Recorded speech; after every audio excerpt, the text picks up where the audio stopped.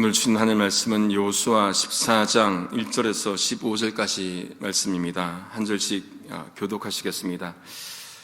이스라엘 자손이 가나안 땅에서 취한 기업 곧 제사장 엘야살과 눈의 아들 여호수아와 이스라엘 자손 지파의 족장들이 분배한 것이 이 아래와 같으니라. 여호와께서 모세에게 명하신 대로 그들의 기업을 제비 뽑아 9지파와 반지파에게 주었으니 2지파와 반지파의 기업은 모세가 요단 저편에서 주었으며 레위 자손에게는 그들 가운데서 기업을 주지 아니하였으니 요셉 자손은 므낫세와 에브라임의 2지파가 되었으며라. 이 땅에서 레위 사람에게 아무 분깃도 주지 아니하고 오직 그할 성읍들과 가축과 재물을 들만 줄 뿐으로 이스라엘 자손이 여호와께서 모세에게 명하신 것과 같이 행하여 그 땅을 나누었더라. 때에 유다 자손이 길갈에 있는 여호수아에게 나오고 그니스 사람 여분네 아들 갈렙이 여호수아에게 말하되 여호와께서 가데스 바네아에서 너와 당신에게 대하여 하나님의 사람 모세에게 이르신 일을 당신이 아시는 바라. 내 나이 40세에 여호와의 종 모세가 가데스 바네아에서 나를 보내어 이 땅을 정탐케 하므로 내 마음에 성실한 대로 그에게 보고하였고 나와 함께 올라갔던 내 형제들은 백성의 간담을 높게 하였으나 나는 나의 하나님 여호와를 온전히 쫓았으므로 그날에 모세가 명세하여 가로되 네가 나의 하나님 여호와를 온전히 쫓았은즉 내 발로 밟는 땅은 영영이 너와 네 자손의 기업이 되리라 하였나이다.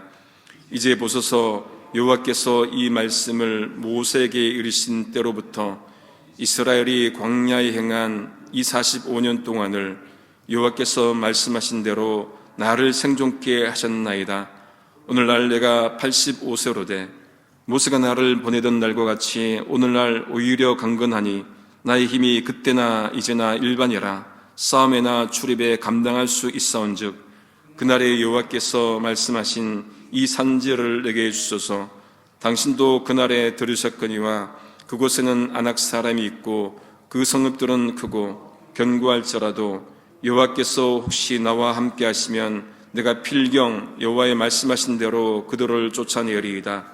여호수아가 여분네 아들 갈렙을 위하여 축복하고 헤브론을 그에게 주어 기업을 삼게 하매 헤브론이 그니스 사람 여분네 아들 갈렙의 기업이 되어 오늘날까지 이르렀으니 이는 그가 이스라엘의 하나님 여호와를 온전히 쫓았음이며. 함께 읽겠습니다. 헤브론의 옛 이름은 기럇 아르바라. 아르바는 아낙 사람 가운데 가장 큰 사람이었더라. 그 땅에 전쟁이 그쳤더라. 아멘. 어제 여호수아 13장은 요단 동편 땅을 분배한 내용을 소개했습니다. 오늘 여호수아 14장은 이스라엘 자손이 이제 가나안 땅 요단 서쪽에 대해서 받은 기업에 대해서 말씀하고 있습니다. 제사장 엘야살과 여호수아 또 지파의 족장들이 땅을 이제 분배를 합니다. 기업을 분배할 때 어떻게 했습니까? 2절에 보니까 여호와께서 모세에게 명하신 대로 그렇게 기업을 나눕니다. 명하신 대로 기업을 제비 뽑아서 그리고는 9지파 반에게 나누어 주게 됩니다. 다시 말해서 제비 뽑기는 하나님께서 명하신 것이라는 거죠. 민수기 33장 54절입니다. 개역개정입니다. 너희 종족을 따라 그 땅을 제비 뽑아 나눌 것이니 수가 많으면 많은 기업을 주고 적으면 적은 기업을 주되 각기 제비 뽑은 대로 그 소유가 될 것인즉 너희 조상의 지파를 따라 기업을 받을 것이니라. 두 가지 분배 원칙이 있습니다. 하나는 종족, 가족의 수에 따라서 분배하는 것이고 다른 하나는 제비를 뽑아서 분배합니다. 매일성경 해설서에 보니까 유대 랍비들의 견해에 따르면은 제비 뽑을 때 항아리 2개를 둔다고 합니다. 한 항아리에는 이 지파들의 이름을 적은 자갈을 두고 다른 항아리에는 지명을 적은 자갈을 둬서 하나씩 뽑는다는 거예요. 그래서 요거 만약에 유다 지파가 나왔으면 그 다음에 뽑으면은 요것이 나오고 이렇게 해서 제비를 뽑았다는 겁니다. 무슨 말입니까? 공정하게 뽑았다는 거예요. 공정하게 나누었다는 얘기죠. 땅은 하나님의 것이기 때문에 공정하게 나누어야 합니다. 우리는 보통 하늘은 하나님의 것이라고 생각을 하는데 땅은 하나님의 것이라고 생각하지 않을 때가 참 많이 있습니다. 그러면 이렇게 되면은 창조를 부정하게 되는 거예요. 태초에 하나님이 천지를 창조하신 것이죠. 하늘만 창조하신 것이 아니라 하늘과 땅을 창조하셨습니다. 창세기 보면은 아브라함이 아들 이삭을 위해서 아내, 그러니까 며느리를 구하러 종을 보내죠. 밧단 아람으로 보냅니다. 보낼 때 어떻게 말을 합니까? 창세기 24장 3절 말씀에 이렇게 앞부분 말합니다. 내가 너로 하늘의 하나님, 땅의 하나님이신 여호와를 가리켜 맹세하게 하노니, 하나님을 하늘의 하나님, 땅의 하나님 그렇게 소개합니다. 며느리를 이 가나안 땅에서 구하지 말고 이 밧단 아람 고향으로 가서 족속에 가서 구하라고 그렇게 말을 하시오. 하나님은 하늘의 하나님이시자 땅의 하나님이십니다.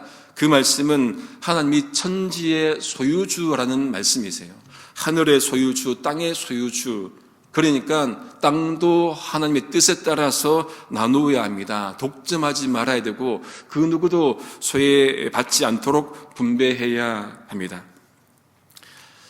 그런데 이때 유단 서편에서는 9지파 반에게 나누어 줍니다. 왜 9지파 반입니까? 동편에서 2지파 반에게 나누어 주었죠. 동편에 받은 지파가 어느 지파입니까? 어제 지도 봤지만은 루벤 지파, 갓 지파, 므낫세 반 지파. 그죠? 기억하시고 이제 9지파 반이 서편에서 받게 됩니다. 이게 레위 지파는 어떻게 됩니까? 레위 지파는 3절에 기업을 받지 못합니다. 그러면은 11지파가 되잖아요. 야곱의 12아들 이름을 따서 12지파가 되는데 레위가 빠지면 11지파고 요셉도 빠지지요. 그럼 10지파가 되는데 어떻게 12지파가 됩니까? 요셉의 아들 에브라임과 므낫세와 에브라임이 들어가서 12지파가 되게 됐죠. 그 배경이 야곱의 축복 창세기 48장입니다. 므낫세와 에브라임은 이 요셉의 자녀지만은 야곱이 어떻게 합니까?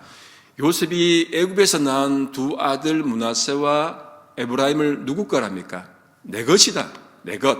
요셉의 것이 아니고 내 것이다. 그렇게 말을 합니다. 그렇게 해서 지파에 들어가게 되시오.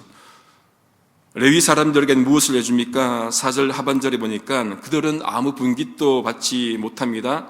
아무것도 받지 못합니다. 다만 거주할 성읍들과 가축 그리고 재물을 둘 들판, 목초지를 얻게 되시오. 그들에게는 무엇보다도 계속해서 앞에도 나왔지만은 하나님이 그들의 기업입니다. 그 말은 하나님께서 그들을 책임진다는 그 말이기도 한 것이죠. 이렇게 하나님께서 모세에게 명하신 그 말씀대로 나누게 됩니다. 12지파 자신의 뜻대로 한 것이 아니라 하나님의 말씀에 순종해서 땅을 나누게 된 것이죠. 지파연합의 공동체, 연합의 모습입니다. 우리 교회 공동체도 또 한국 기독교도 바르게 연합하는 모습을 가져야 할 것입니다. 그 중심에는 당연히 무엇이 있습니까? 하나님의 명령, 하나님의 말씀, 뜻이 분명히 그 속에 있어야 합니다. 이제 서편에서는 어느 지파부터 받게 되냐 하면은 유다 지파부터 받게 돼요. 유다 자손이 나오는데 그 중에서 누가 대표로 나옵니까? 갈렙이 나옵니다. 갈렙이 앞에서 수많은 공로를 일으켰는데 여호수아에서는 여기서 처음 나와요. 갈렙이 여호수아에게 말합니다. 14장에 처음 나오는데 서편에서 갈렙을 시작으로 땅 분배가 이루어지는데 갈렙이 여호수아에게 과거의 정탐 사건을 떠올립니다. 이 여호수아가 모르는 게 아니에요. 자신이 40세 되었을 때 모세가 가데스 바네아에서 자신을 보내서 정탐하게 했던 그 사건을 떠올리죠. 성실한 마음으로 갔다 와서 보고를 했다는 것도 또 보고합니다. 여호수아도 당연히 아는 건데 여호수아가 하나님도 등장시키고 갈렙이 하나님도 등장시키고 모세도 등장시키고 여호수아도 등장시킵니다. 무엇을 말하고 싶었던 것이겠죠. 그러면서 자신과 함께 갔던 사람들은 백성의 간담을 높게 했지만 요거를 세번역으로 보시면은 낙심시켰지만 자신은 자신의 하나님 여호와를 온전히 쫓았다, 그렇게 말하고 있습니다. 가나안 정탐하러 갔을 때 여호수아 갈렙 외에 10명은 부정적으로 보고를 했지 않습니까? 그것이 백성들은 낙심케 했습니다. 그들은 거인이고 자신들은 메뚜기 같다, 그렇게 말을 했죠. 갈렙은 그런데 하나님을 온전히 쫓았습니다. 개역 개정으로 보면은 충성하였다고 그렇게 나옵니다. 하나님을 온전히 쫓는 것과 충성하는 것은 이 같은 의미입니다. 최선을 다했다는 그 얘기예요. 히브리어도 밀레 아레 야훼, 이게 하나님을 온전히 쫓았다, 충성했다는 그 뜻이라고 합니다. 민수기 14장에 보면은 하나님께서 가나안 땅 정탐할 때 부정적으로 보고한 이들에게 대해서 하나님이 이렇게 말씀합니다. 민수기 14장 22절 23절입니다. 나의 영광과 애굽과 광야에서 행한 나의 이적을 보고도 이같이 10번이나 나를 시험하고 내 목소리를 청종치 아니한 그 사람들은 내가 그 조상들에게 맹세한 땅을 결탄코 보지 못할 것이요 또 나를 멸시하는 사람은 하나라도 그것을 보지 못할 것이다, 그렇게 말씀을 합니다. 부정적으로 보고한 사람들은 한 사람도 약속의 땅에 들어가지 못한다는 얘기예요. 반면에 긍정적으로 보고한 갈렙에 대해서는 이렇게 말씀합니다. 민수기 14장 24절입니다. 오직 내 종 갈렙은 그 마음이 그들과 달라서 나를 온전히 쫓았은즉 그에 갔던 땅으로 내가 그를 인도하여 드리으리니 그 자손이 그 땅을 차지하리라, 그렇게 말씀을 합니다. 온전히 따랐고 충성했던 자에게 하나님께서 복을 주신 것이죠. 여기 8절 말씀을 여러분 다시 한번 보시면은 8절에 이 갈렙이 어떻게 하나님을 고백합니까? 나의 하나님 여호와. 민수기 14장 24절에 하나님이 갈렙을 어떻게 표현합니까? 내 종 갈렙. 그러니까 하나님과 갈렙 사이에는 정말로 끈끈한 관계, 그죠? 나의 하나님 여호와, 내 종 갈렙, 이런 관계가 형성이 되었기 때문에 충성을 다하게 됩니다. 성경에 보면은 하나님께서 가나안 땅을 준다는 얘기는 성경 전체에 퍼져 있습니다. 이미 아브라함 때부터 약속하신 거예요. 창세기 17장 8절에도 그 가나안 땅을 주겠다고 약속을 하지 않았습니까? 약속의 언약대로 이루어지게 되는 겁니다. 그래서 모세가 갈렙에게 한 말, 우리 9절 말씀에 보면은 네가 나의 하나님 여호와를 온전히 쫓았은즉, 개역개정으로는 내 하나님 여호와께 충성하였은즉 네 발로 밟는 땅은 영영이 너와 네 자손의 기업이 되리라, 그 말했다는 것을 이제 갈렙이 여호수아에게 말을 합니다. 갈렙이 말한 이 충성, 그리고 사도 바울이 고백하는 맡은 자들에게 구할 것은 충성이라고 했던 그 충성, 이어지죠. 우리에게 맡기신 일이 무엇이든지 최선을 다해서 충성하는 마음으로 우리가 섬겨야 할 것입니다. 이제 갈렙이 여호수아 앞에서 자신의 나이를 또한 언급을 합니다. 이제 85세가 되었다. 40세에 부름받아서 45년 광야 생활을 거치고 그러면서 85세가 되었다고 그렇게 말을 하죠. 그것은 무슨 말입니까? 하나님께서 45년 동안 자신을 지켰다, 자신 또 하나님을 충성되이 섬겼다, 그 말을 합니다. 여러분, 일시적으로 충성하는 것은 할 수 있어요. 그런데 지속적으로 충성하는 것은 쉽지 않습니다. 45년간 충성하는 것, 갈렙이 신실한 믿음의 사람이었음을 보여주는 대목이기도 합니다. 나이가 들어도, 그죠? 우리가 신실한 믿음만큼은 약해지지 않아야 할 겁니다. 그럼 어떻게 45년이나 되었습니까? 이스라엘 백성들이 이제 광야 생활을 하게 된 원인은 그들이 부정적 보고를 듣고는 원망하잖아요. 하나님 원망하고 왜 애굽에서 데려왔느냐, 거기서 죽었으면 좋았을 것을 그렇게 원망하니까 그들이 정탐했던 42일의 하루를 1년치로 계산해서 40년 동안 그렇게 광야 생활을 하게 합니다. 정복 전쟁도 다 끝나고 나니까 이제 45년이 지나버린 거예요. 그래서 이 갈렙의 나이가 85세가 됩니다. 그렇게 85세가 되었음에도 불구하고 갈렙이 어떻습니까? 여전히 건장하다. 11절에 보니까 여전히 강건해서 그때나 지금이나 일반이다. 똑같아. 아무런 불편함이 없다. 지금으로 치면은 몸짱의 갈렙이었던 것 같습니다. 나이가 연세가 있으셔도. 이제 갈렙이 요구합니다. 12절 말씀에 그날에 여호와께서 말씀하신 이 산지를 개역 개정으로 보면요, 여기 지금이 포함되어 있습니다. 이 산지를 지금 내게 주소서. 지금 당신도 그날에 들으셨거니와 그곳에는 아낙 사람이 있고 그 성읍들은 크고 견고할지라도 여호와께서 혹시, 개역 개정은 이 혹시가 없습니다.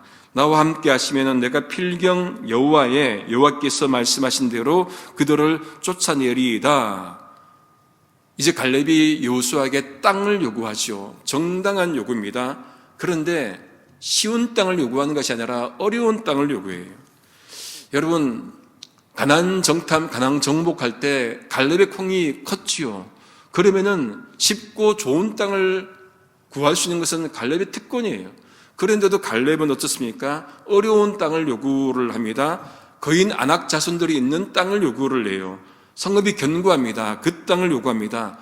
어떤 믿음이겠습니까? 하나님께서 지금까지 나와 함께 하셨는데 그 믿음이 있었기 때문에 갈렙은 어려운 땅을 요구를 한 거예요. 하나님이 함께 하시겠지, 그 믿음 가지고 나아갑니다. 믿음으로 이기는 것이지요. 찬송가 주 믿는 사람 일어나, 그 후렴에 보면은 믿음이 이기네, 주 예수를 믿음이 온 세상 이기네, 그렇게 고백을 합니다. 믿음으로 나아가는 그 신앙, 우리도 믿음으로 나아가서 이 산절을 주옵소서라고 담대하게 우리가 나아갈 수 있기를 소망합니다. 그런데 이 믿음에는 그냥 믿음이 있는 게 아니라 하나님께서 함께 하셔야만 이 믿음이 가능합니다. 여러분, 12절 한 절 말씀에 여호와께서가 몇 번 나옵니까? 여호와께서 여호와에 3번이나 나옵니다. 여호와께서 말씀하신 이 산지를 여호와께서 혹시 나와 함께 하시면 여호와께서, 이렇게 여호와께서 무엇을 말씀합니까? 여호와께서 함께 하실 때 그 갈렙의 믿음이 온전하게 되는 것이고 그 거민들을 쫓아낼 수 있는 것이 된다는 것이죠.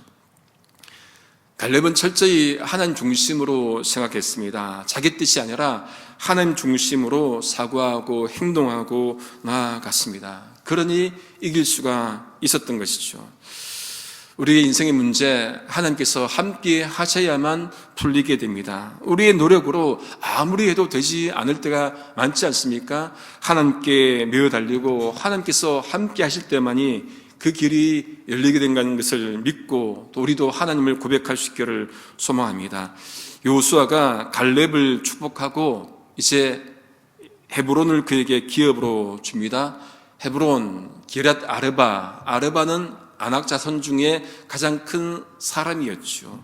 그 땅을 이제 주게 됩니다. 이 헤브론에 대해서는 15장에 가서 더 자세히 또 다루도록 그렇게 하겠습니다. 전쟁이 이제 끝나고 땅 분배가 이루어지게 됩니다. 14장은 이렇게 끝이 납니다. 말씀을 정리합니다. 찬송가 212장 너 성결케 위에 2절 뒷부분 가사를 보시면은 주 사귀어 살면 주 닮으리니 늘 보는 이마다 주 생각하리, 그렇게 고백합니다. 갈렙의 믿음은 그냥 생긴 것이 아니라 하나님과 45년을 아니 평생을 동행하면서 사귀어 산 그 모습, 하나님을 닮아가는 그 모습일 겁니다. 그 모습 속에서 그런 믿음 신앙이 나왔던 것이죠. 우리도 주님과 늘 사귀어 살면서 주님을 닮아가는 믿음의 사람 될 수 있기를 성부, 성자, 성령이신 삼일째 하나님의 이름으로 소망합니다. 기도하시겠습니다. 하나님 아버지 감사합니다. 하나님께서 택하신 이스라엘 백성들을 사랑하셔서 언약대로 그들에게 주시겠다는 약속의 땅을 주셨습니다. 그 땅은 이스라엘 백성들이 잘나서 받은 땅이 아니라 하나님의 은혜의 선물인 줄 믿습니다. 우리 또한 이 땅에 살아갈 때 우리 욕심대로 살지 않게 하시고 하나님께서 우리와 함께 하신다는 그것을 믿으며 살아가도록 인도해 주옵소서. 우리에게 맡겨주신 일들을 최선을 다해 하게 하시고 하나님이 함께 하신다는 믿음으로 내가 선 곳에 거룩한 백성으로 살아가게 하여 주옵소서. 오늘 또 우리와 함께 하시는 예수님의 이름으로 기도드립니다. 아멘.